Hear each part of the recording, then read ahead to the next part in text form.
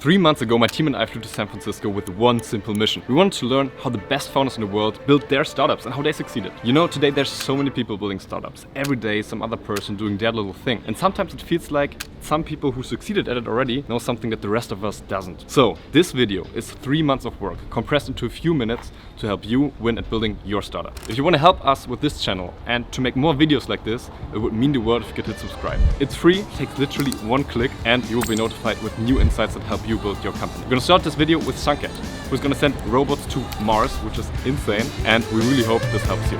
So, let's go.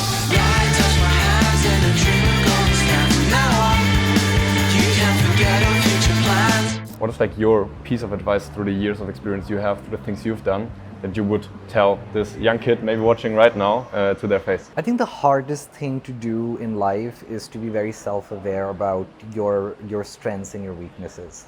A lot of people kind of like focus on that for the wrong reasons though. They focus on that because they're like, I want to do things that make me happy. The reality is anything that is ambitious and hard is not going to make you happy most of the time, but it's going to make you content most of the time. You have to like deeply love it, and loving it doesn't mean you're always enjoying it. So I think like the biggest advice I'd give to anyone is, I feel like for me it took me at least like most of my 20s to understand my strengths and weaknesses well, be comfortable in what those are, be self-aware, and based on that kind of like chart my path to things that I are hard but I would find fulfilling to do. And I think majority of growth comes from being like definitely being out of your comfort zone, but in something that you flow in, right? So something that is hard, but it's not so hard that it's like close to impossible. For instance, I'm not an extremely social person. So if I spent majority of my life in sales, I'd probably not be the best salesperson. It's just how it is. But I've had deep aptitude for technology from a very early age. It came very naturally to me. So then I've picked that as a path, and I continue to like try to dial it to an 11, which is okay, I need to do more and more ambitious stuff. And like my last company was in software, it would have been the easiest thing for me to go and start another software company. But I didn't want to do that, and I wanted to do something that was like slightly outside my comfort zone. So then I started kind of like foundation, and that's probably my biggest advice, which is like you really have to understand where's your flow state, but don't conflate your flow state with your comfort zone, and do not conflate your flow state, your comfort zone, and what you should be spending your time doing with happiness. Think of the story you would have wanted to read about yourself when you were a kid, and almost all of those stories, with the exception of few people maybe, would not be, I was very comfortable and I was just like relaxing on my bed and just going to beach every day. Like I don't think most children think like that. Adults think like it because they have been beaten down by the world, and they're like, oh, it's too hard. I don't want to do it anymore. It'll be great if I can just relax on the beach. As a child, your dreams always are, I want to be an astronaut, I want to be a scientist, I want to invent something, I want to write a book, all these different things. That's the right instinct, and I think you kind of like lose that as we grow up. It's just you have to find your flow state, and you have to find in which area you really want to push yourself to get better and better and better. And usually it's better if that is in your flow state. And then you just like work on that. Majority of the things that are hard become easy to do if your mindset is you cannot wait for this thing to exist in the world. Like I have like hard days all the time. We have days where like stuff just doesn't work, and we're like, we wasted like weeks or months trying something. It was a total dead end. But you continue because I'm like, I cannot wait for this to exist in the world. I find that to be more motivating than one day I'm going to be rich or famous or any of that stuff. How is your take now as you have even more years of experience and I've seen this pattern maybe repeat again and again? Is this an advice that you would tell, a young founder out there saying, hey, just do things. This will probably put you in the nicest places and follow your unique curiosity. Is this something you would kind of put on a wall and say, yeah, that's how to live life? Yeah, I think one of the wisest things you can say about business is, in business you only have to be right once, right?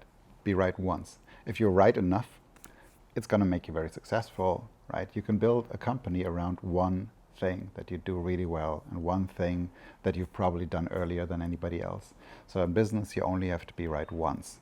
In order to be right once, you have to do many different things.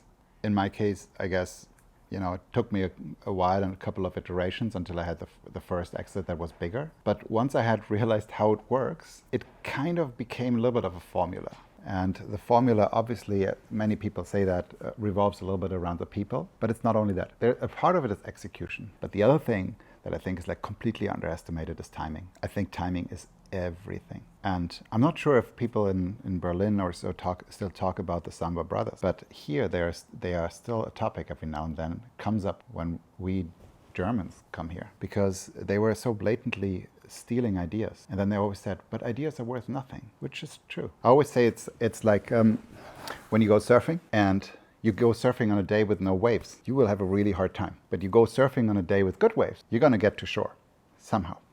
You go surfing on a day with a bad surfboard, but with big waves, you're going to get to the shore. It depends on the waves much more than on your surfboard. And that's what I'm telling everyone, that you got to find an idea that is right, and you can't know. You will have to do 15 things before one really works. What was the role of courage for you to kind of say, hey, I'm going to move from Europe, come to SF, and pursue this dream that you have of being independent, building a company? I had a friend who studied with me during my bachelor's in Sankaet, and he was kind of the only person I knew who did YC and moved to the US. There were not many people who did that path, and coming to SF on the other side of the world was something oh my god, how do I start it? I don't know anyone there, right? It's not like you go to uni or you do an exchange and you know someone. And he really warmed me up to it. He's like, just go for 2 weeks, go to events, meet people, come back, and then kind of figure out the way. And it took that first thing of you can't be thinking of being here or creating a company already, but you just book that one flight. You book that one flight, you go, you see, and then things here just happen. And I think in the beginning when I started my founder journey, it felt like you're falling the whole time. It's an endless fall. In the beginning you have a lot of anxiety or fears and excitement of oh my god, what's happening? But after a while that anxiety or that fear or stuff just soothes, and it doesn't feel that much like courage anymore, because it becomes natural. It still feels like falling, but you know that you're always kind of safe, right? Surviving and thriving at the same time, basically. How you observe young people who might be stuck in actually acting, making the jump? I had an unfair advantage. I was telling you a bit about my first career in the military in a war zone, and when I came to Silicon Valley, I still remember when I was thinking about doing my first startup, my roommate asking me, do you understand how risky a startup was? And I had just come from a place where risk had a very different meaning. And I still remember saying, I don't understand. Can you die in a startup? And they looked at me like, what are you talking about? And I realized that my risk profile and theirs were completely different. And so the first question to ask as an entrepreneur, are you picking a profession you could die in if you fail? And if the answer is no, well, are you in a profession you could go broken? Yes. Are you still prepared to sleep, on your parents' couch? Okay, yes. Then, what's left? Are you going to starve to death? No. Okay. So that's kind of the checklist. Are you going to be embarrassed? Yeah. Is being embarrassed going to stop you from, if you fail? Well, then you shouldn't do it. I mean, if you think about it, we can't divide a room and say half the room going to be artists, half the room are going to be accountants. There is a personality and a risk profile and a passion that divides the two. I've kind of learned that the last thing in the world we want to do is make entrepreneurship, not an elective, but mandatory. It has to be something you come to, not something, I convince you of. In fact, the best convincing is usually almost every year I have a student who says, Professor Blank, I need some help thinking about my career. Well, what's the problem? Well, I got 2 great offers. Great, what are they? I got an offer from McKinsey to join them. Wow, that's a world's best consulting firm before AI. What's the other choice? Oh, my roommates and I want to do a startup. I go, oh, well, it's okay. You already decided. Well, what do you mean? I want to talk about the choices. No, McKinsey is the world's best job. But a startup's something you're thinking about like when you wake up in the morning before you hit the shower. It's something you can't get out of your head. It's not something you and your roommates think might be another job. And so part of this is understanding that, you know, and what I tell the students, by the way, go work for McKinsey, and in a couple of years you'll decide whether, gee, this is the world's most miserable job, or you want to make something like this your career. But you can't assign people, go do a start. Does that make sense? I'm trying to answer your question about, you could explain it to them, and you could give them the tools, which is what we teach. We don't teach how to be an entrepreneur. We teach how to operate. The whole lean method is not, here's how you become one. It's how to put a bounding box around all the possible risk things that you probably haven't thought of. But it's not like, here's how to opt in. It's in fact more like, here's how miserable it's going to be, because it's going to be chaotic. And all we do is provide a tool set for entrepreneurs who've already done that.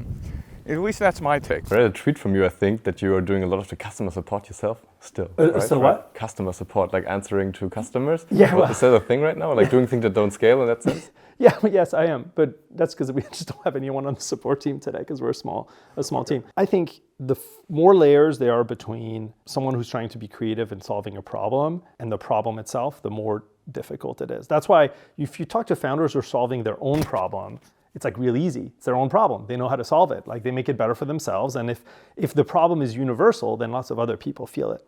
But for a lot of problems in life, it turns out you don't have good intuition about what it is. And I think the only way to have an intuition is to like talk to and see people who are experiencing the problem, day to day. And that's why, when startups grow and some of the early people kind of get separated from the user problem, you tend to get worse product decisions, right? Because they no longer have the right intuition for what's happening. So, our product, we can talk about the product like later, but our product is horizontal.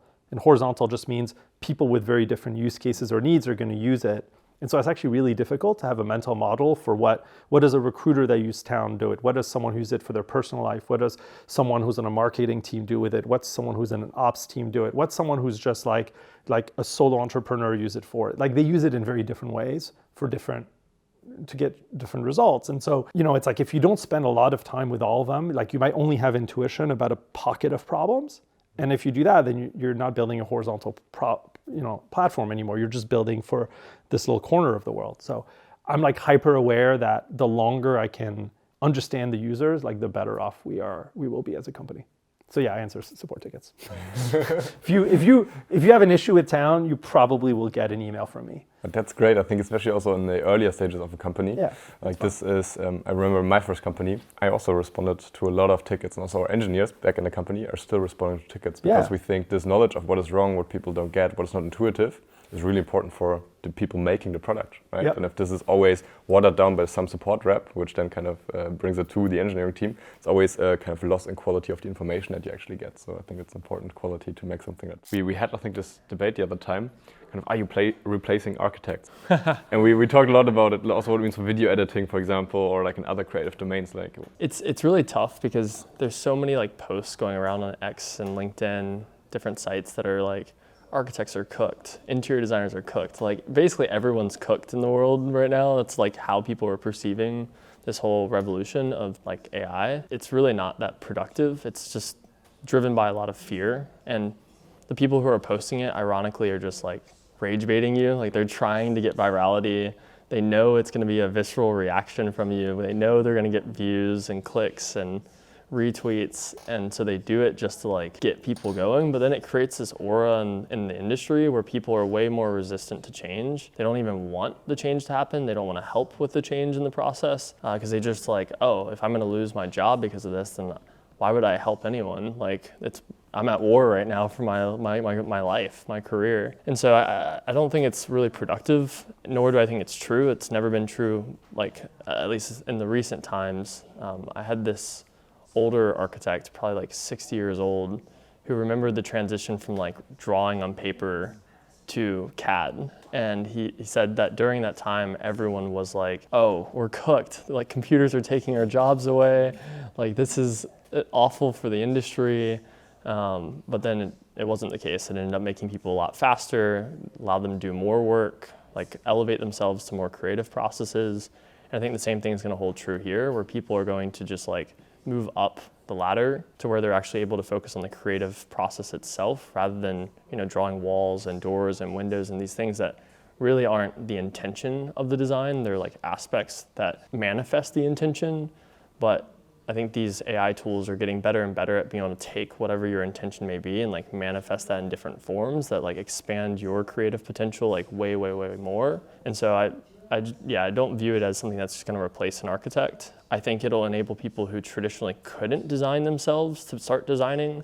But as we've seen with the coding tools, it's made architects and designers, or like engineers that already know what they're doing, way faster. Like, even the gains that they get is way more than someone who's just like able to now create and vibe code a website out for the first time. And I've gotten to see that like firsthand, like 10x's the productivity of someone who knows what they're doing, versus it like enables someone to be 1x that has never done it before. I'm hoping that we see that, and that's like the goal with this, is like, can we work with people to like enable them to be more creative? Right now in single family residential, most homes aren't designed by an architect. Something like 5% of houses have an architect involved in the process. And so there's just a huge opportunity to open up the rest of the world to like homes that fit them, that are unique to them, that are beautiful, and give people more ability to create themselves, whether that's an individual trying it out for the first time or a designer that now can do 5x, 10x more than they could before. What would you tell like a kid somewhere in a random city in Germany, or like in Europe or in India or wherever on the world, that's watching a conversation like this? What would you tell them to do, like if they're in this stage in their life? I think what's very important in your 20s, let's say, is to maximize crazy experiences. Because asymmetric risk brings asymmetric gain, right? So the more you can put yourself in front of situations where your muscle actually grows, the better it is. So for example, for me, is that I just flew to Africa when I was like 19. My number one thing in life was screw it, just do it. And so the Africa story is a good one, where I just like with 18, my mom didn't even know, 19, my mom didn't even know that I went to Africa, and I flew in there with my friends and good things happened. And my co-founders still live there now and doing good things. But not everything needs to be successful. I think you need to go from a place of like, I want to succeed, and I'm going to be angry if I don't succeed, but you need to be, patient with yourself. You need to actually look at every failure as a growth opportunity, even if it sucks. The worst thing is kind of getting into burnout because you felt out of control, and the world is just out of control. Number one thing that you can't have is control, right? You can only control your own feelings and how you act, how you react. And I think that's important. Like, my advice is do as crazy shit as you can. Be curious, but know that you can control only so much, and that's how you feel about things. And then also, like, not everyone needs to be a founder, honestly. Like, hey, I never said like, I want to start a company. I always want to be a small part of something bigger, right? I think it's also to know is like, everyone can find their own ways to fulfill their purpose. You just gotta listen to the world, find your purpose. And what's most important to me is just like be with people that I love and have a big mission and work towards that. Because in the end, it's like, do you know who the richest person was, or the most successful person was in 1747? No one gives a fuck, right? All you care about is like, hey, did I live in this world and made this world a better place in my ways? And I think that's important.